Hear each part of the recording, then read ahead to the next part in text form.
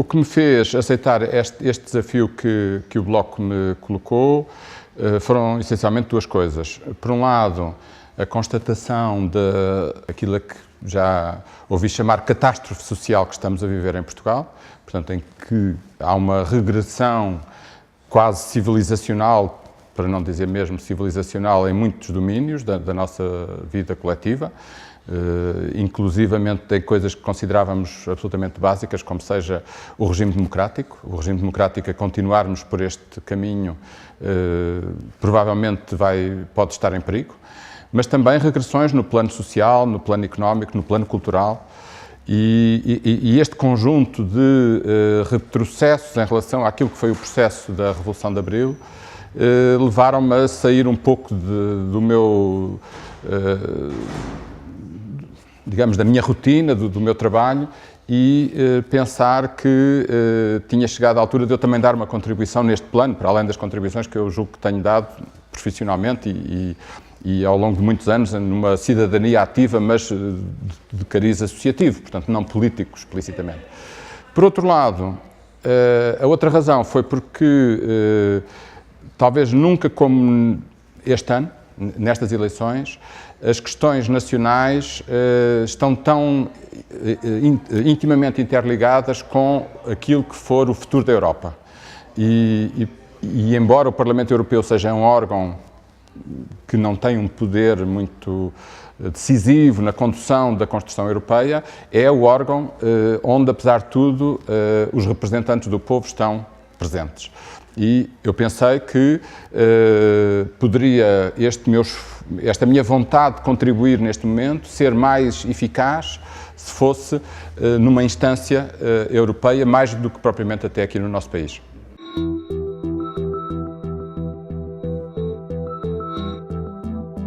Para mim é evidente que a questão central que se joga, na minha opinião, neste processo da construção europeia é a questão do déficit democrático. Precisa-se muito mais democracia na Europa. A Europa é uma construção não democrática de países que individualmente até têm regimes democráticos, mas a construção europeia deixa muito a desejar desse ponto de vista. E, portanto, do meu ponto de vista, deveríamos pôr aos eleitores a necessidade de se partir para como que uma refundação democrática da construção europeia. E já que estávamos numa ideia de refundação, digamos, numa ideia de voltar, de certa forma, à estaca zero e repartir, uma nova oportunidade, digamos, para o futuro,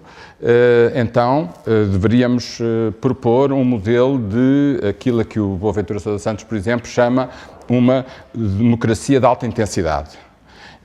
que dê oportunidades aos cidadãos de participar de uma forma, a vários níveis, que do ponto de vista social atribua um papel central ao trabalho, como pilar do Estado Social, e do ponto de vista económico, que considera a economia como uma provisão das necessidades humanas e não como uma oportunidade de lucros de privados, e portanto que ponha a economia ao serviço do homem, e que do ponto de vista cultural combine nesta construção de muitos povos as localidades, digamos, as especificidades locais com o interligar, com uma cidadania europeia, digamos, com o irmos progressivamente considerando-nos como membros de uma comunidade, uma coletividade que ultrapassa os Estados, mas sem, de forma alguma, esbater ou não dar oportunidade a que as especificidades nacionais e regionais, até locais, tenham também um lugar na construção europeia. É claro que não podemos evitar aquilo que está neste momento a esmagar os povos da periferia da Europa, da União Europeia, que é a austeridade e o tratado orçamental. Obviamente que esses temas são incontornáveis, temos também que os abordar, mas a construção europeia até para esses temas poderem ser abordados numa outra perspectiva, era muito importante que houvesse realmente a tal refundação democrática da União Europeia.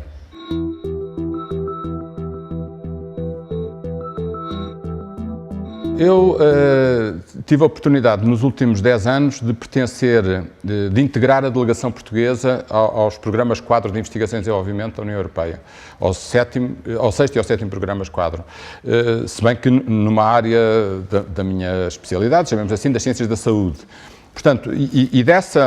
dessa experiência de cerca de uma década nas instâncias onde se planeia e se financia a investigação a nível europeu, mas da União Europeia, não dos Estados-membros, claro, a nível central, eu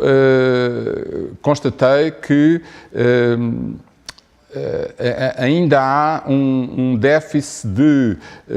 tradução dos resultados da investigação para o benefício social, chamemos-lhe assim, para traduzir depois em melhorias no funcionamento social a todos os níveis. De qualquer modo, para mim, mais do que saber quanto dinheiro é que a União Europeia vai alocar à ciência e quais os temas porque esses já estão relativamente definidos com as perspectivas financeiras e com o programa de trabalho do Horizonte 2020, é como é que se faz a ligação entre os resultados da atividade científica e depois das políticas setoriais. E isso aí penso que poderei dar um contributo.